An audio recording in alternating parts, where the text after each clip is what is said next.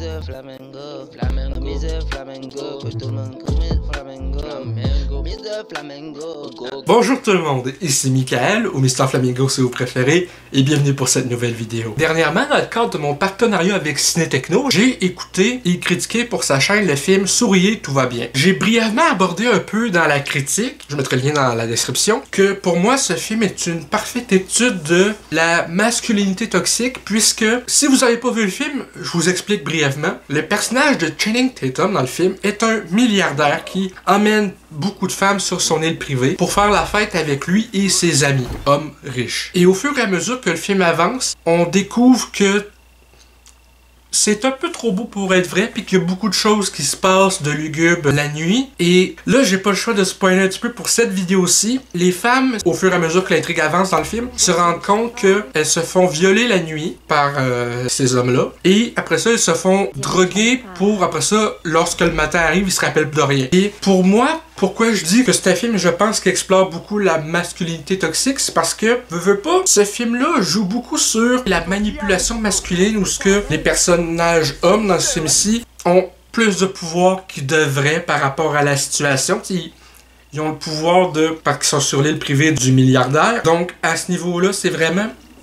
Je sais pas comment expliquer ça, mais c'est vraiment, tu sais, un abus de pouvoir où ce que le jour, tout se passe bien, tout le monde fait semblant d'être gentil, puis la nuit venue, c'est genre un calvaire total. Autant j'ai aimé, autant le sujet est assez rough. Ça rentre dedans pas mal parce que justement, tu sais, ça parle pareil d'abus de pouvoir, d'abus sexuels. Donc à ce niveau-là, c'est pas un film hyper joyeux, hein. Mais la raison pourquoi je veux faire cette dossier, justement, c'est parce que vraiment, pour moi, je pense que ce film-là porte à réflexion par rapport à l'abus de pouvoir masculin et avec beaucoup de controverses par rapport aux élections présidentielles dernièrement où ce que Trump a gagné. Il y a beaucoup de ses followers, étant donné qu'un de ses plans, c'est fin de l'avortement, ces affaires-là. Il y a des épais sur Internet qui ont été publiés des trucs genre « Ton corps, mon choix pour toujours », ce qui est répugnant, on va se le dire. Ça fait vraiment penser à des messages comme ça versus l'histoire de celui-ci. Vraiment, pour moi, c'est l'abus de pouvoir, le mental que certains hommes ont, que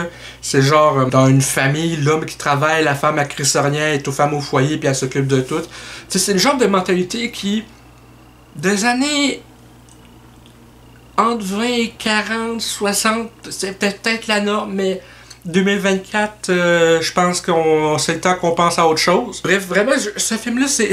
Je pense vraiment que ça devrait inviter plus de gens à réfléchir parce que, veux pas, les histoires d'abus, malheureusement, c'est pas nouveau. Ça a été abordé dans d'autres trucs, genre notamment Frisson 3 avait un message par rapport à l'abus à Hollywood. Et avec le mouvement MeToo depuis 2017, c'est pour ça que je pense que ce film-là est vraiment d'actualité au final. Tout ça pour dire que justement, je sais je me répète, mais c'est le genre de film qui, je pense, autant le sujet est rough, autant je pense que ça devrait être vu pour sensibiliser les gens parce que veux pas, il y a tellement de monde maintenant qui adopte la mentalité des masculinistes, je sais pas si c'est le bon terme, il y a tellement de monde qui adopte cette mentalité-là, que ce soit des followers de Donald Trump ou des gros machos en général. Je sais que ça va probablement en décevoir plus qu'un de sujet de cette vidéo, et j'en suis désolé, mais pour moi, c'était important de faire une vidéo pour aborder ce genre de sujet-là parce que autant c'est pas une critique de film, aujourd'hui ce que je vous fais là, pour moi c'est vraiment plus une invitation à la réflexion, surtout par rapport à ceux qui ont une mentalité qui est problématique, qui est la mentalité de ton corps, mon choix. Le fait qu'il y en ait beaucoup qui avaient liké le tweet d'origine en plus, dégoûtant. Le fait qu'on arrive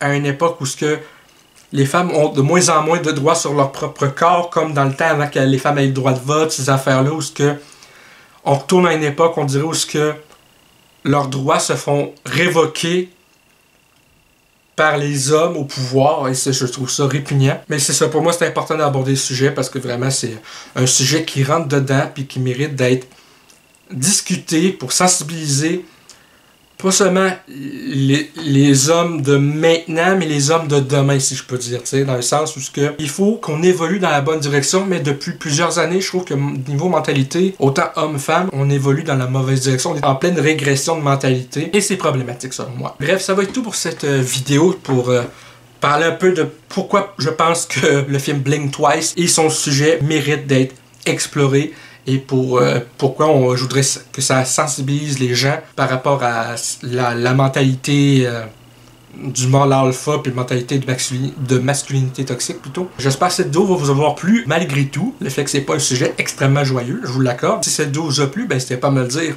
dans les commentaires, à laisser un petit like, ça fait toujours plaisir. Et un abonnement à ma chaîne pour de nouvelles vidéos chaque semaine, normalement. Sur ce, c'était Michael et je vous dis à la prochaine. Peace and love.